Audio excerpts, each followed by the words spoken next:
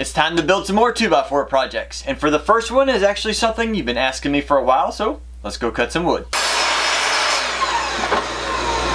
For this project, you're going to need 4 boards at 45 inches, 4 at 36, 4 at 21, 3 at 18, and 1 at 9. To cut all this out, I used a total of 6 boards, with the exception of the last board only needing an 18-inch piece. So if by chance you have any scrap left over, you can save a little money on one of your boards and get rid of some of your scrap. To build this project, we need a nice flat surface, and I'm going to use my workbench so it's a little bit easier for you to see. But you can use a table, maybe the kitchen table if your spouse is okay with that, or you can use the floor, just make sure it is nice and level and even, or you can use some sawhorses like we built in a previous video. In either case, we need a nice flat surface. Now grab 2 of your 45 and 2 of your 21-inch boards, and we want to get them over to the surface we're working on. We're going to build this upside down, so whatever surface you're using is going to be the top. Next, we're just going to do a quick test fit, making sure everything is in alignment. We're taking the 21-inch boards and we're taking the 45, and we're going to align them like so.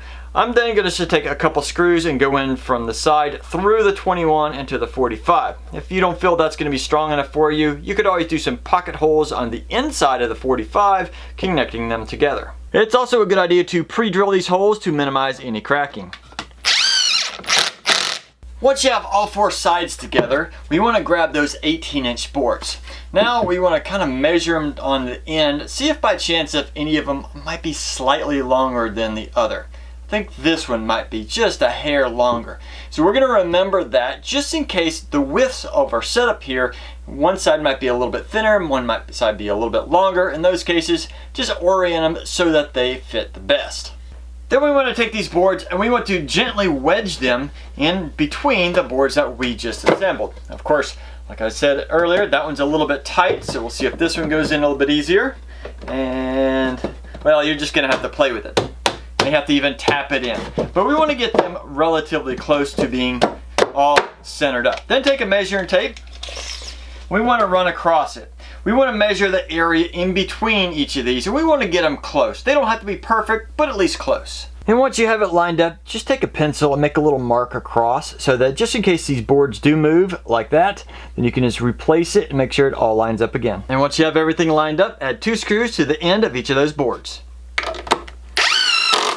Now I want to take this completed piece and move it to the side just for a few minutes.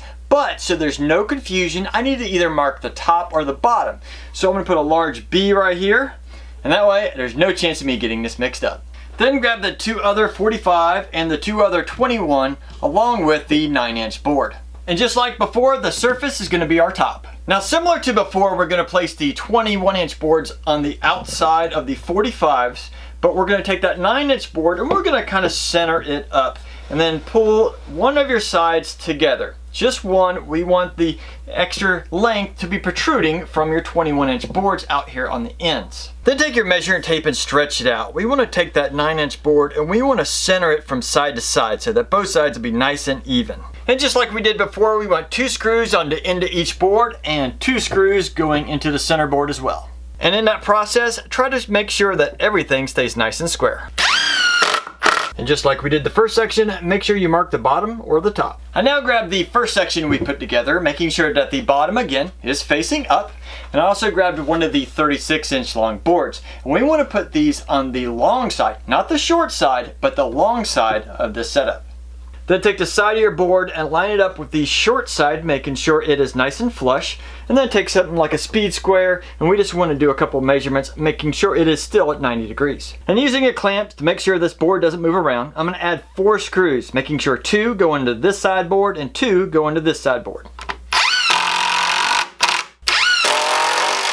And then I'm going to grab a measuring tape, and going from the bottom of our legs to the bottom of our top section should come out to about 32.5 inches. So we're going to measure down 16 inches and make a mark on each of our legs. It's now time to make a decision. Look on this side of your setup and this side as well. Figure out which side looks the prettiest, because that's going to be the front. Once you figure that out, we want to flip this onto its back. Just like that. Now turn this unit around to make it a little bit easier for you to see. And we're going to take that secondary section that we made earlier. We're going to make sure that the flat side is going to be facing down or towards the back of our unit. And we want to try and lift it up in between the legs that we have there. We may have to wiggle it around, but it should go in place, and we want to align it with all those reference marks we put on the legs earlier. I then use a couple clamps to hold everything in position, and I'm going to use at least 2, probably 4 screws from the back side to hold it secure. And then add at least 2 screws into the front as well. It's now time to flip this over on its feet, and if by chance you have it on a raised surface, be careful when you do this because it is going to be a little heavy.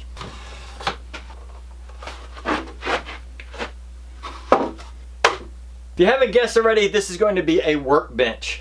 But there's a few features I need to show you. First off, look how much leg room I have under here. If you're sitting on a stool or a bench, it's not likely you're going to hit your leg whenever you're moving it around. Also, that's going to be a lower shelf, giving you a bunch of extra storage. I've also built this thing to be really sturdy. I don't have a top on this yet, and look, it's not moving at all. Once I secure it down with the top and the lower shelf, this will be super rigid.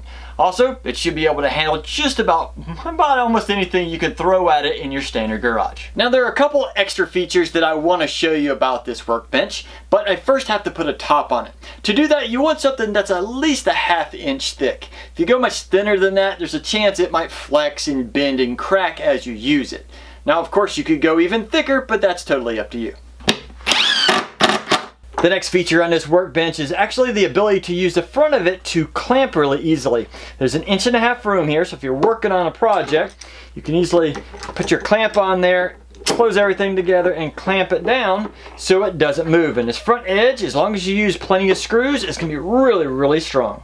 Also, by keeping it nice and flush on the side over here, allow you to put one of those real simple wood clamps and put it in place. You just got to drill a couple holes, install everything, and it'll allow you to easily clamp things on the side. Here's one I installed on a previous workbench. Notice it's flush on the sides here, and this will allow you to put one of these clamps, clamp whatever you need to work on it. And your workbench is basically complete. Now I would suggest taking some sandpaper and going over all the sharp edges and all the corners just to smooth them out so you don't get cut or any kind of splinters. But overall, there you go. For project number 2, I wanted to work with the workbench we just made. Now wait, maybe you're thinking you already have a workbench built, you don't need this one. Great! This is a good project that allows you to add some additional storage overhead of your workbench, and you can use this size or you can modify it just a little bit to fit your own. You'll need 5 boards at 9 inches, 2 boards at 48 inches, and 4 boards at 72 inches. Now if you have an existing workbench that is wider or narrower than 48 inches, that 48 inch board will have to be modified just a little bit. So take the width of your workbench, instead of 48, cut it to yours. Now lay out your 48 inch boards so they're somewhat close, then take the 9 inch boards, and we want to put one on each end on the inside of the boards. Then we're going to take one and put it right at about half mark, and the other 2 about even in between. Once you have everything pushed together, it's a good idea to take a square and just make sure everything is 90 degrees to each other.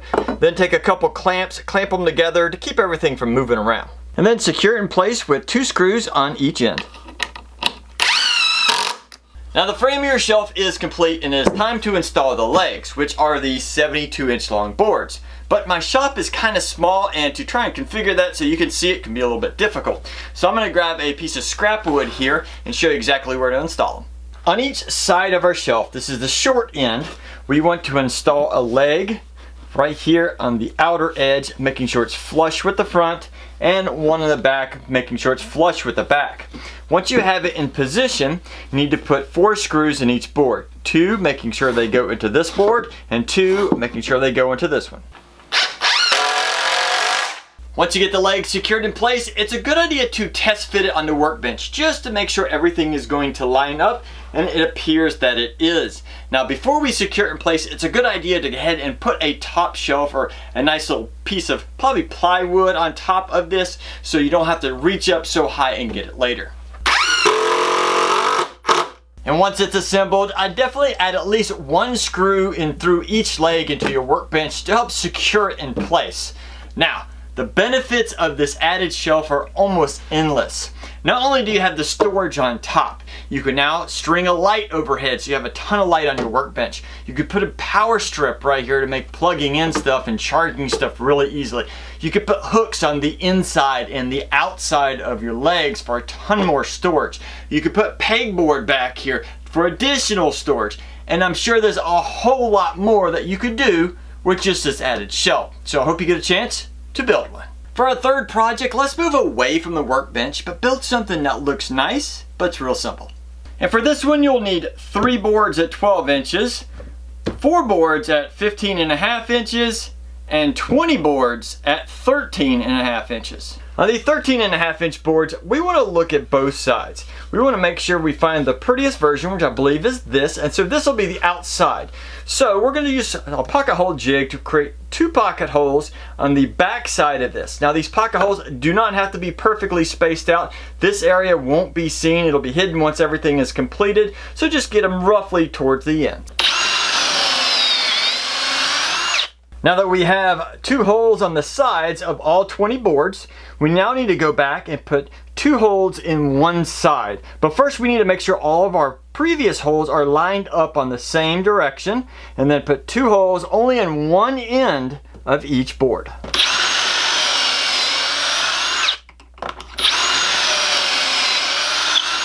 Now take 2 of those boards that we just have all 4 holes drilled into, and you may have encountered, like I did here, where your side ones actually interfere with the end ones. As long as the screws don't interfere with each other, which I don't believe they will, this should be okay.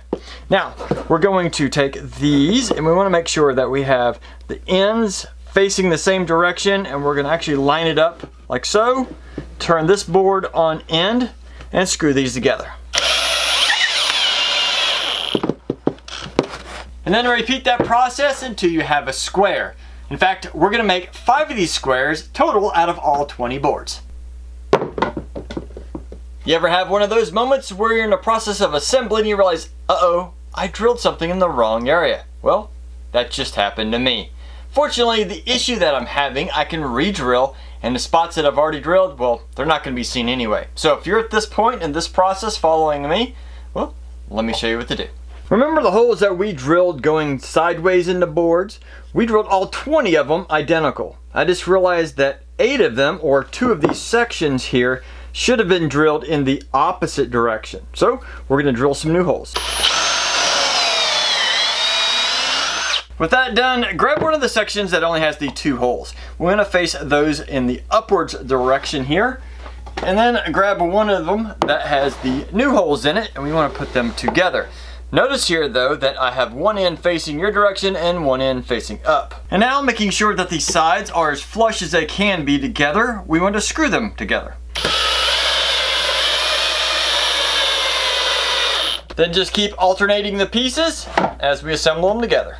Now that we have this assembled, we need to set this to the side for just a minute and grab the 15.5 inch boards, because we need to make some pocket holes on one end of each of these boards.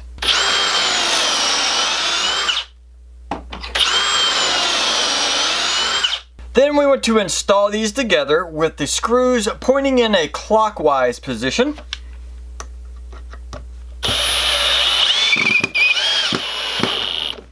Then we're going to take the large section here, we're going to flip it upside down and center it over the boards here.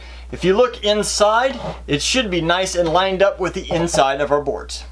And once you have it lined up in there, just use the existing holes to attach it together. Now take the 12-inch boards and we want to install them on the inside of our setup here. So we'll have to knock them in. We want one centered and then the other 2 as even as possible. Just eyeball it. Now we will have to add screws in from the outside to secure them in place. And now that it's finished, let's flip this over. It is kind of heavy. And if you haven't guessed already, this is a planter box, but not just any planter box. Let me show you. Now this particular one is designed to handle a 5-gallon bucket. Now, what's the big deal using a 5-gallon bucket in your planter box? Well, one, you can transfer things really easily. Say you have a couple different planters, you decide to change out exactly how you want the plants to look. you can just pull it out and drop them in really easily. That way you can transfer it out. Or if say you want to replant something, pull out your 5-gallon bucket and guess what? Makes it really easy out here versus in there. So there we go. Here's a better shot of the planter box, and once that plant is in place, you won't be able to see any of those screw holes. Couple other things to keep in mind about this project. First off, I did not use pressure treated wood. This is meant to sit like on a porch, just out of the weather, but still outside. If you're gonna put this into direct weather, out where it's gonna rain and be on direct dirt, I strongly suggest getting some pressure treated wood. It will last a lot longer. Also, if you stain this and add a couple different colors and accents, this will look really good. Now, if you haven't seen the other videos in this series, I'll put a link to those in the description. Make sure you check them out. If you can think of any other ideas for improvements or just ways to make this better and the workbench better, please list those in the comments. I'd love to hear about it, and you'll be helping out a ton of other people. Otherwise, get out in your shop and have fun building.